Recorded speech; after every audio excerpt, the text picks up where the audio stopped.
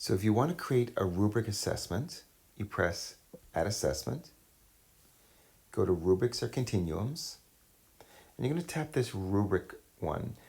It allows you to select a rubric that you previously created, you've already made it, and you want to bring it in and use it in this assessment, or you can create a whole new one and bring it in and use it on this assessment.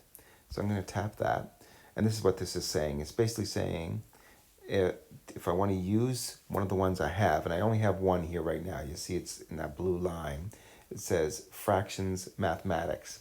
If I wanted to use this Fractions Mathematics rubric, I would just tap that little blue arrow beside it to select that one.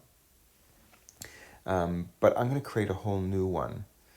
And because the reason it allows you to save rubrics here, because sometimes I might use the same rubric it could be a writing rubric, and I'm going to use it multiple times throughout the year. So I could have it here and just grab it every time I want to create a new assessment using that rubric. But right now, let's just create a new one. So I'm going to press the plus button at the top, and I'm going to put a title. So I'm going to call this Reader's Theater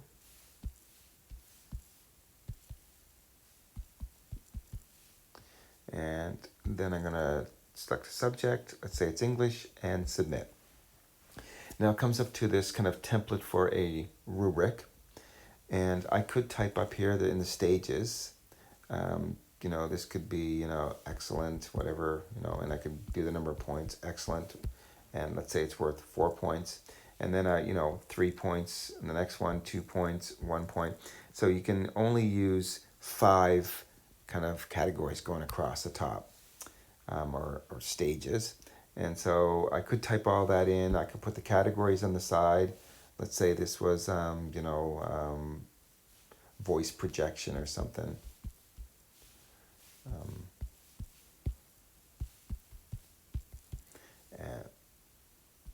Projection. And then I could go down and do the next one and so on. And then I fill in all these, the boxes or the cells or fields with the information I want in this rubric. So that would be fine. I could do that. But sometimes you already have a rubric created. I started with this, and this is how I kind of made the app. And then I realized most of the time I already have a rubric created and I have to retype it in here, which was a bit of a pain.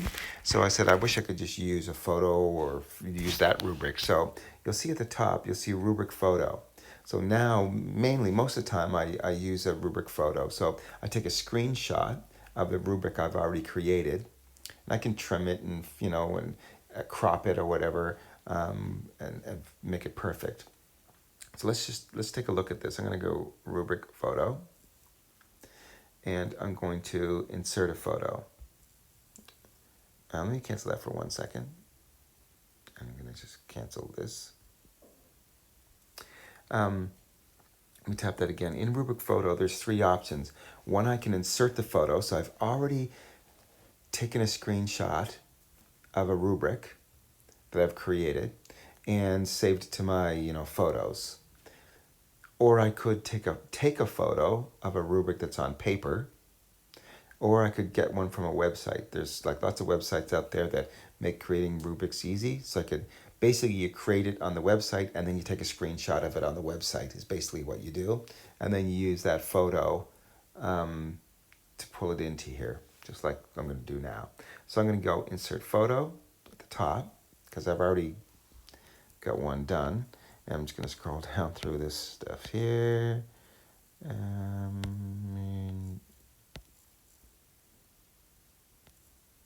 going to take this one. All right, so I have that done. And let's say this is perfect. I want to keep this. I'm going to submit it. And it says the rubric's been saved. So now it's going to save in the list.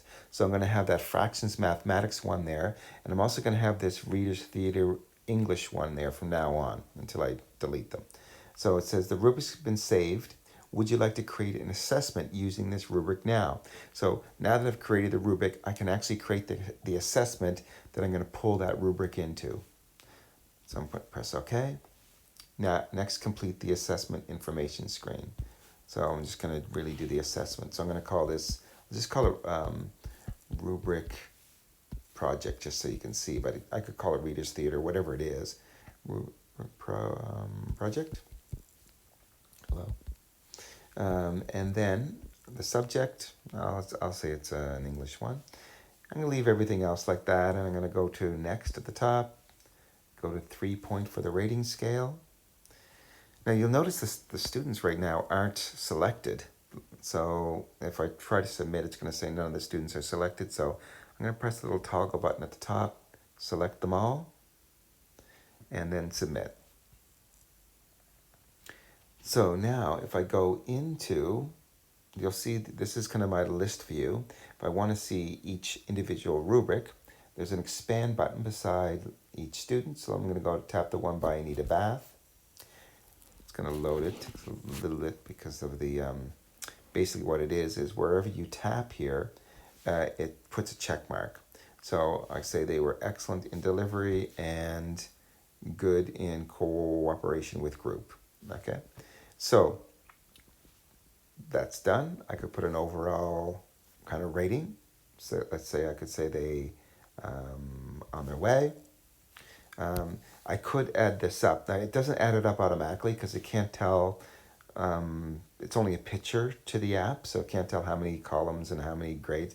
So you'd have to say, well, they got 4 plus 3 more, 7, so they got 7. And I could put the overall value here, which would be 8 is the most you could get, right? So fill that in. Now, I can also go to the next student by going back out to this list and going to whatever student I want. I'll just go to just in case, the next person. So I could do this for every person, but you see I'm going in and out and in and out. Instead, you could tap this and just go to the next person that I want. So you go first. I could complete Hugo's and give that person on your way as well. And I'll go back up to just in case. And I'll say that maybe he needs improvement in both. And so I'm going to say he's beginning. Oh, and I should put a score for him as 2. And then you can collect the evidence and and do comments and all the other stuff you can in every other assessment. Now there's one more thing. Let's say I look at this and I realize there's a mistake. Maybe there's some typo that I made, or let's say down here, like this comments, I see comments here at the bottom, but I'm going to put my comments really up here. So I don't really need that spot down there. It's and so maybe I can't live with it like this. So to get rid of this or redo it, you'll see this edit master rubric. It means it's going to edit this particular rubric. So I click this. It brings me back to my actual rubric screen. And I want to get rid of this one. I don't want this one. I'm going to get a new one. So I'm going to clear this one, press OK. And then I'm going to make sure I should go out of this and go to my photos and go to that particular rubric or take a new screenshot of my new rubric and bring it into my photos. Or I go to this one. In this case, I'm going to trim this one off. So I'm just going to go edit. I'm going to crop it. I'm just going to move that up like that. Okay, I'm just going to leave it like that. And put done. So I'm all set. Now I have this new one. I'm going to go back out. Go back to my app. And I'm going to get that as my photo. So I'm going to insert a photo. I'm going to go to that one that I just cropped. Here. And you'll see there's no commenting at the bottom now. And then I just go back. And if I go into I need a bath, you'll see there's the new rubric is in there. Now, if you make drastic changes, like cut out major things and you had check marks, watch this. If I tap down here, you see it puts a check mark here. So wherever I tap, it's going to put a check mark because it just sees basically this whole screen as almost a picture, and it's wherever I tap, that's where the check mark's going to go. So you might have check marks. If you cut out a column, there was a third column down here, and you took it out and you had a check mark there previously for someone else, it's still going to be there. So you'd have to go back and tap that again to remove it.